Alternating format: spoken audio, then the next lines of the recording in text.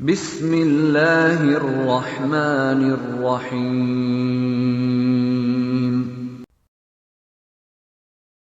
وسوسے کے بیان کی 9ویں حدیث جابر رضی اللہ عنہ سے روایت ہے، وہ بیان کرتے ہیں رسول اللہ صلی اللہ علیہ وسلم نے فرمایا، ابلیس اپنا تخت پانی پر رکھتا ہے، بعد از وہ اپنے لشکروں کو بھیجتا ہے کہ لوگوں کو گمراہ کریں۔